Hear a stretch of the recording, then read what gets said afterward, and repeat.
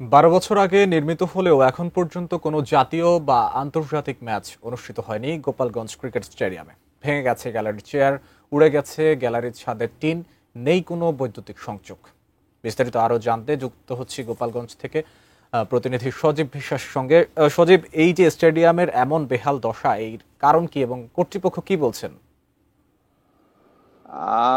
দেখুন, গোপালগঞ্জের যে স্টেডিয়ামটি, এটি আগে নামকরণ হয়েছিল শেখ কামাল ক্রিকেট স্টেডিয়াম। এখন কিন্তু এটি নাম পরিবর্তন করে হয়ে এখন সেটি গোপালগঞ্জ ক্রিকেট স্টেডিয়াম নামে পরিচিত হয়েছে। এবং আমরা দেখেছি যে সকাল থেকে আমরা এই ক্রিকেট স্টেডিয়ামে রয়েছি এবং বিভিন্ন সময় কিন্তু এই ক্রিকেট স্টেডিয়ামে আসা আমাদের দরকার হয় এবং বিভিন্ন খেলা বা বিভিন্ন সময় আমরা এসেছি। কিন্তু এই ক্রিকেট স্টেডিয়ামটি আন্তর্জাতিক মানের স্টেডিয়াম হলেও এখানে কিন্তু নেই আন্তর্জাতিক মানের যে ডরমিটরি। সেই কারণেই কিন্তু কর্তৃপক্ষ বলছেন যে এখানে আন্তর্জাতিক বা জাতীয় মানের খেলা কিন্তু এখানে হয় না। এবং ক্রিকেট স্টেডিয়ামটির খুব বেহাল দশা কিন্তু আমরা সকাল থেকেই দেখেছি। এবং একটু যদি বলে রাখি যে গোপালগঞ্জ এই যে ক্রিকেট স্টেডিয়ামটি, এই স্টেডিয়ামে প্রায় 12,000 দর্শক ধারণ ক্ষমতা কিন্তু রয়েছে। আমরা একজন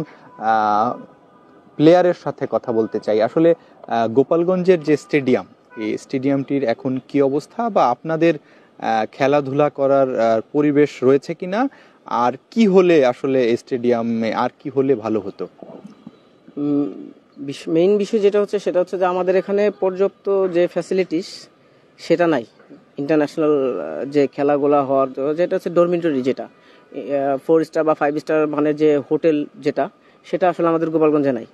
দ্বিতীয়ত এখানে কোনো এয়ারপোর্ট নেই, বা এখানে কোনো এয়ারপোর্ট না থাকার কারণে আসলে এইখানে খেলা হওয়াটা আসলে পসিবল না। কারণ ইন্টারন্যাশনাল যে কোনো খেলা হইতে হলে অবশ্যই এয়ারপোর্ট থাকতে হবে এবং 4 স্টার বা 5 স্টার মানের একটা হোটেল থাকতে হবে। আসলে এইভাবে নাই। আর আমাদের ক্রিকেট কালচারটা এমন অবস্থা, আসলে এটা খেলাধুলা না হওয়ার কারণে স্টেডিয়ামটার কোনো কিছু ইউজ হচ্ছে না। ইউজ না হওয়ার কারণে ঝড় বৃষ্টি বিভিন্ন প্রতিকূলতার কারণে এটা নষ্ট হয়ে যাচ্ছে। তো আরও আমাদের গোপালগঞ্জে আসলে জেলা লিগ হয় না, প্রায় আপনার 12 বছর কোনো লিগ হয় না। সেক্ষেত্রে 12 বছর লিগ না হওয়ার কারণে আমাদের আসলে মাঠ কোনো কর্মী নাই, জেলা ক্রীড়া সংস্থার কোনো অ্যাক্টিভিটিস নাই। তারা এখানে 12 বছর কোনো একটা লিগ বা একটা টুর্নামেন্ট কোনো কিছু দিতে পারে নাই। এই মাঠে অনেক বড় বড় ঘাস হয়ে যায়, অনেক কিছু হয়, কিন্তু এইগুলা সব কিছুর দেখভাল আমরাই করি।